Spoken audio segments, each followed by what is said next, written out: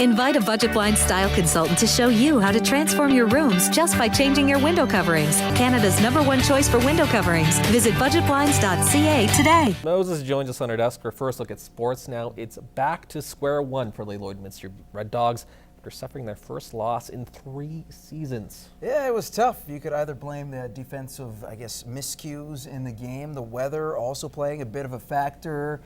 Perhaps maybe we here at Newcap had something to do with it. Talked about that great win streak they had, and all of a sudden it snapped. We jinxed them maybe, but you never know. You'll hear in a minute as they jokingly will kind of give us a ribbing. But as Nerman Issa explains, he says the team that lost may have been for the best. With a 24-21 lead heading into the half, the Lloydminster Red Dogs were looking good to go 3-0 on the season.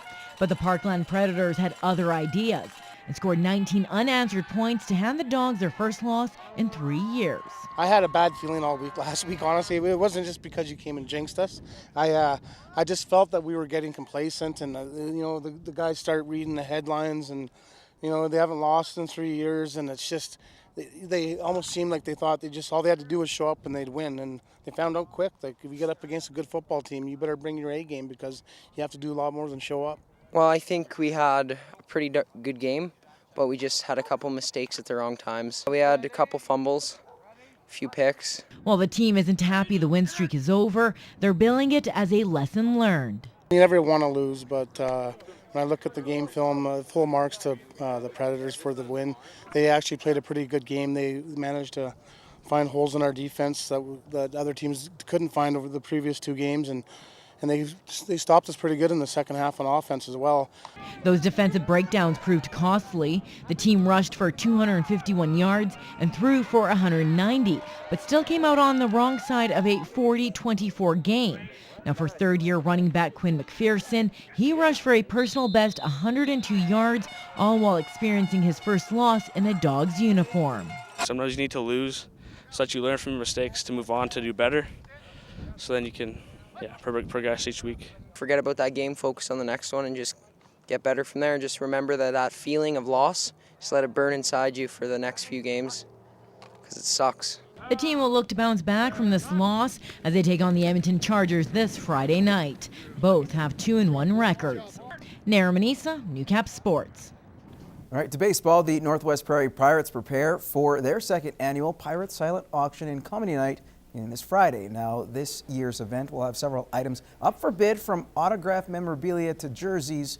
All the money raised will help the team's operating budget. That is between $70,000 to $80,000. Now, some of the much-needed funds will help the AAA club as well as a new AA program. We play games as far away as Estevan. We play exhibition games in Medicine Hat.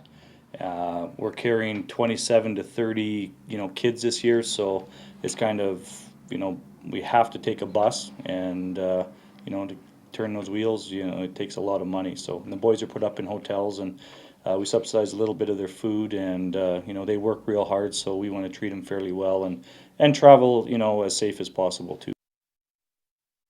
Now, the event will be held at Lakeland College with the doors open at 6 o'clock, and tickets will be available at the door as well. Moving on to the Keystone Cup.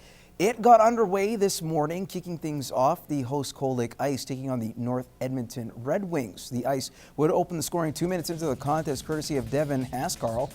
The Wings would eventually take a 2-1 lead, but Brett Bujold will salvage a point for the Ice in the 3rd, and that's how this one would end, 2-2. Cold Lake back on the ice tonight at 9 o'clock against the Campbell River Storm, who, by the way, took on the Saskatoon Quakers this afternoon.